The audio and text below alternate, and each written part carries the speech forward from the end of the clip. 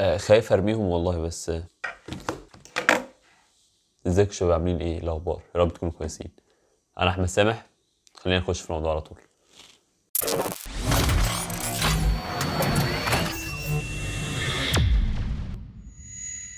ما هو طالما الايربودز دي دخلت يبقى روشنه ليفل 19 تقريبا او 21 حاجه في الحته دي. بس يا جماعه فعلا النهارده فيديو لطيف جدا وفيديو جديد وحصري مش عند اي حد. الايربودز برو سكند جنريشن نزلت هناك عندهم، الاوريجينال يعني اللي هي ب 9 10000 جنيه، ملناش دعوه بيها طبعا. فبينزل بقى كل الجديد، بينزل السيمي اوريجينال. طبعا احنا عارفين ان البرو السيمي اوريجينال موجوده، وال3 السيمي اوريجينال موجوده، ولكن البرو 2 سيمي اوريجينال كمان نزلت. طبعا كافه الموديلات موجوده عند ايجي ستور بخصم كويس جدا لما تقولوا له البرومو كود احمد سامح ريفيوز. انا برضو كنت حابب اقول لكم ان ده مش ريفيو على قد ما هو مقارنه. ايه اللي هيفرق البرو 2 عن باقي السماعات اللي موجوده، وخاصه عن البرو اللي هي النسخه بتاعت السنه اللي فاتت، خاصه ان العلب بتاعتهم كلها زي بعض تقريبا. بصوا الوحده الاولى كده، الاتنين واحد، البرو والبرو 2، حتى الاتنين مكتوب عليهم برو. فخلينا بدون مقدمات كتير كده نقسم الريفيو الى اجزاء، ونبدا باول حاجه الا وهي الانبوكسنج. بترتيب السنين كده خلينا نقول ان دي البرو ودي ال3، وبتاعت السنه دي الطازه جدا البرو 2 او البرو سكند جنريشن الاصليه منها ب 19000 جنيه. فخلينا نفتح الانبوكسنج في الثلاثه ونشوف ايه محتويات العلبه وايه الاختلاف. نبدا بالبرو، شفناها كتير جدا، مفيش اي حاجه مختلفه فيها الفيرجن اللي معانا. والبوكس بيكون عريض زي ما انتم شايفين كده، وبيكون كمان محتويات العلبه عندي سلك لايتنينج وتايب سي، وعندي هنا مقاسين للتبس بالاضافه طبعا للمقاس اللي موجود في العلبه. بالنسبه لي 3 فمفيش برضو اي فروقات. هنا كتيبات التعليمات كلها ابل طبعا، جوده وفيرجن تحفه يا جماعه، يعني السيريال نمبر بكل حاجه، تقدر انت تشيك السيريال نمبر بمنتهى السهوله. وبالنسبه للبوكس بتاعها فبيكون اصغر شويه زي ما انتم شايفين، وما بتكونش فيه تب في الويب. اما بقى البرو 2 اللي هي جامده جدا الجديد عندنا النهارده، انا حاسس ان دي احسن كمان من الحاجات اللي قبليها. طبعا كل سنه عن اللي قبلها بيحسنوا جوده السيمي اوريجين. زي ما انتم شايفين كده برضو كل حاجه موجوده هنا مكتوبه، هنا بارزه هنا بارز. ايربودز برو زي ما انتم شايفين كده بتكون مغلفه، والسماعه بتكون شيك قوي، وبيبان طبعا ان هي برو 2 مش برو عاديه. خلينا نشوف ايه كمان محتويات العلبه. معلش الدنيا بقت زحمه دلوقتي. دي بقى زي الايه بتاعت تالتة ثانوي تقريبا او تالتة اعدادي، كنا بنحط الحاجات هنا بتاعت موبايلات نوكيا ونعلقها في جبنه بقى في اي حته يعني. اهي روشه جدا، ماشي لذيذه، حركه يعني سبعيناتي شويه ولكن قشطه، حلوه طبعا من قبل. والسلك المعتاد، والجديد ان انا عندي 3 مقاسات كمان، يبقى انا عندي مقاس هنا و3 مقاسات. دي اكبر مقاسات عشان خاطر ارجونوميكلي ديزاين اكتر، بتخدم المستخدم اكتر. عايزين نشوف برضو حاجه كده حلوه جدا هنا في ظهر العلبه، ايربودز برو سكند جنريشن ويز ماك سيف تشارجنج كيس وايرلس. طبعا زي ما انتم شايفين كده مكتوبه بلغات مختلفه، سيريال نمبر بيكون حقيقي، تقدر انت تخش على النت وتشوفها بنفسك. خلينا بقى ننضف الكلام ده، مش كده احسن ولا ايه؟ يلا نرجع للاستوديو. الو احمد، ازيك؟ عامل ايه؟ الو احمد، كلت ولا ايه؟ بعد ما خلصنا الانبوكسنج خلينا نخش في التصميم والماتيريال.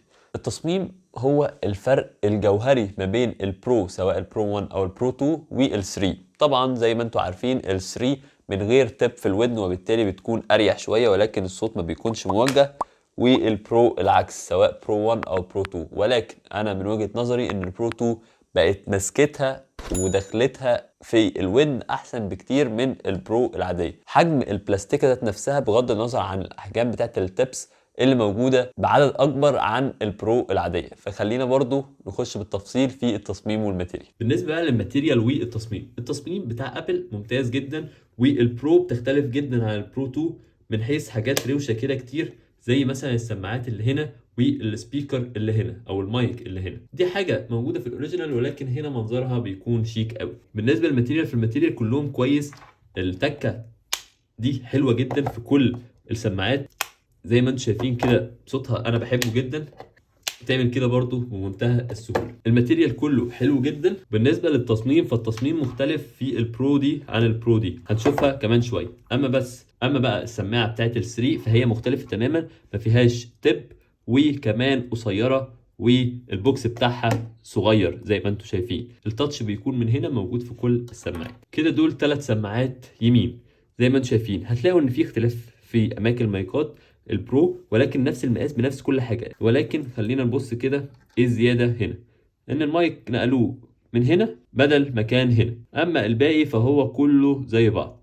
حاسس كمان ان دي تصميمها مختلف شويه بحيث ان هي تثبت في الودن بشكل افضل، احساس يعني. وحاسس فعلا ان دي اريح في الودن بحيث ان هي تبقى داخله كده باريحيه حلوه جدا. فيها كمان 3 مقاسات للتب غير التب دي، هنا بيبقى فيه مقاسين بس. فبالنسبه للتصميم والديزاين فالتلاتة تحفة، وكل واحدة مختلفة أو ليها ايدنتي مختلفة عن الباقي. تعالوا بقى نخش على الصوت. احنا بنجيب السماعات عشان خاطر الصوت والميوزك والاستماع، والبطارية طبعا لازم تكون كويسة. في نفس الوقت المايك مهم جدا. طيب حصل تطورات في المايك بتاعة البرو 2 عن البرو 1 وال3، ودي حاجة كويسة جدا كان بيعاني منها بعض المستخدمين بتوع البرو وال3. ولكن في الفئة السعرية دي هم كلهم كويسين جدا، والبرو 2 بقت احسن كمان في الفئة السعرية دي. وبالنسبة للبطارية برضو عشان اقول لكم البطارية، طبعا البرو 2 اعلى بطارية من البرو 1 ومن ال3، وده نتيجة ان البطارية اللي موجودة اتطورت، وفي نفس الوقت حجم البطارية اكبر عن البرو 1 وال3. لحد دلوقتي البرو 2 هي اللي كسبانة. الايربودز 3 فعلا ما بتحسش ان انت لابس حاجة في ودانك، هي خفيفة جدا كده وفي نفس الوقت مريحة. لا فعلا يعني بصوا حتى دي حاسة ان هي مريحة اكتر وانسيابية. اعملوا زوم كده، تعالى كمان. ايه ده؟ طب ما بما انك عملت زوم ما تيجي تبص هنا كده. اللوجو بتاعنا يا جماعه احمد سامح ريفيوز طبعا، بس طبعا ريفيوز ما عرفناش ان احنا نعملها، ولكن اتس اوكي. خلينا نطلع بقى فوق. بصوا الانسيابيه بتاعتها، مش عارف باينه عندكم ولا لا، ولكن دي بص تحس ان فيها مسافه كده ومش داخله الودن، على الرغم ان ده الستاندرد بتاعها. يعني انا ما غيرتش فيها حاجه. التاتش بتاعهم سنسيتيف جدا جدا. وطبعا خلي بالكم ان هي بتتشحن بشاحن 5 واط فقط، ما ينفعش ان انت تزود عن كده. خليني برضو البس لكم النضاره تاني ونخش بالتفصيل في المميزات والصوت. بالنسبة بقى للصوت بتاعهم فالصوت بتاعهم متقارب جدا من بعض. بالنسبة للبرو 2 والبرو 1 الاتنين الصوت بتاعهم داخل الودن كده ومركز جدا جدا جدا، بسبب التب اللي موجودة اللي بيسبب لك اكتف نويز كانسليشن. وفي نفس الوقت عند بعض الناس بيسبب ان التب دي بتوجع ودن، فبيضطروا ان هم يروحوا للايربودز 3 اللي بتكون مريحة جدا في الودن وبتتعلق كده زي الايربودز 1 و 2، بتبقى مريحة جدا في الودن، ولكن ما بيكونش الصوت موجه نحو ودنك قوي، ولكن الراحه بتاعتها بتكون ممتازه. وبالنسبه للمايك برضو بتاعهم كلهم فالثلاثه متقاربين جدا وبيدوك قيمه مقابل سعر كويس. بالنسبه بقى للاوبشنز بتاعت ازاي تعمل بيرنج مع الايفون بتاعك، بصوا بقى الحلاوه. اول ما تعمل كده بتلاقي الايربودز بتاعتك اهي. هتهولد يور بوتون من ورا، الزرار موجود في الثلاثه زي بعض، بريس اند هولد. هتلاقي اللمبه حتى بتنور لونها ابيض، وبالفعل اتعمل لها بيرنج زي ما انتم شايفين. تقدر تتحكم ما بين الترانسبيرنسي والنويز كانسليشن، ولكن النويز كانسليشن ما بيشتغلش غير لما الاتنين يكونوا في الودن. التاتش كنترولز بتاعتهم كلهم حلوه قوي، من هنا والتلاتة شغالين بشكل حلو جدا. بتقدر كمان ان انت تفايند يور ايربودز. هو في الاوريجينال بتلاقي ان دي كمان بتتكلم وفيها سبيكر وفيها مايك، ولكن للاسف السيمي اوريجينال دي ما بتتكلمش. هتلاقيها ان هي بتعمل صوت زي ما انتم شايفين كده، ودي كمان بتعمل صوت، فلذيذه جدا زي الاوريجينال بالظبط. بصوا الانيميشن عامل ازاي. دي ايربودز برو 2، ولكن التسميه بس مختلفه شويه. بصوا اول ما تشيلوا دي من ودنكم بيعمل ستوب، واول ما تحطها بيعمل بوز لوحده. الصوت بتاعها حلو قوي على فكره. نويز كانسليشن او الترانسبيرنسي، الافكت بتاعه مش جامد قوي. انا ضغطت عليها في ودني لقيته ان هو وقف، اضغط مرتين عشان خاطر الاغنيه اللي بعدها، اضغط مرتين تانيين عشان خاطر الاغنيه اللي قبلها، وهكذا.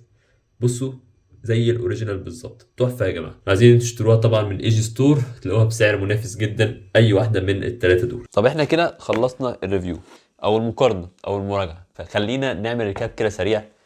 مش عارف ايه اللي احنا عاملينه ده، فخلينا برضو نقول لكم ايه اللي احنا استفدناه بالنسبه للانبوكسنج؟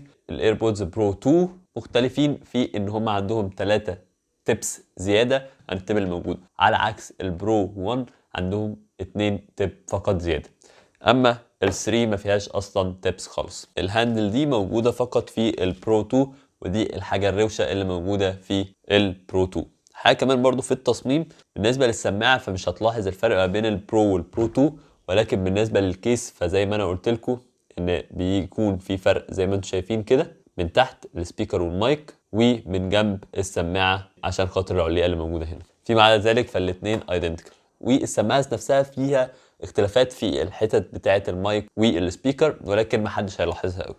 وال3 طبعا مختلفه تماما، بتكون مريحه على الودن ولكن الصوت ما بيكونش موجه ناحيه الودن قوي، ما فيهاش اكتف نويز كانسليشن، يعني مش بتعزلك قوي عن اللي حواليك ولكن بتكون مريحه. بالنسبه للصوت فالصوت تقريبا كلهم واحد، البيز كويس، الصوت كويس، الميوزك بتستمتع بيها جدا، ولكن المايك بيزداد جوده مع تقدم الاجيال. والبرو 2 هو افضل مايك موجود فيهم، ولكن برضه يلزمه بعض التحديثات الضروريه لتحسين الصوت. للطرف الثاني طبعا، الطرف الاولاني انت مش بتحس ان في مشكله، ولكن اكيد في الفئه السعريه دي اي مايك فيها بيكون محتاج ابجريد. بالنسبه للبطاريه فالبطاريه برضه في ازدياد، ما عدا ال3 مش افضل حاجه، ولكن هي برضو عشان ما فيهاش اكتف نويز كانسليشن فهي بتديك مقارب جدا للبرو 1، ولكن برو 2 اعلى شويه. طبعا كلهم بيدعموا الشحن اللاسلكي، وطبعا كلهم بيدعموا فايند ماي ديفايس، وطبعا كلهم بيدعموا الانيميشن اللي بيحصل اول ما بتفتح دي كده على الايفون بتاعك زي ما انتم شايفين كده. عمل لها بيرنج في ثواني، تحفه يا جماعه. طبعا بريس اند هولد في الزرار اللي ورا، طبعا كلهم واحد، كلهم نفس الطريقه، تحسوا ان انتوا فعلا ماسكين حاجه اوريجينال. وحاجه لذيذه جدا فعلا ان الثلاثه بينفع عليهم الاكسسوارز بتاعه الاوريجينال. وبس كده، دي كانت كل حاجه كنت عايز اقولها لكم النهارده. لو عايزين ان انتوا تشتروا حاجه من الثلاثه دول تلاقيهم عند اي جي ستور تحت في الديسكربشن، هسيب لكم اللينك طبعا تحت، والبرومو كود ما تنسوش احمد سامح ريفيوز، احمد سامح ريفيوز بقول لكم. وبس كده، يا رب تكونوا استفدتوا، يا رب تكونوا انبسطتوا، ان شاء الله اشوفكم الريفيو الجاي. سلام.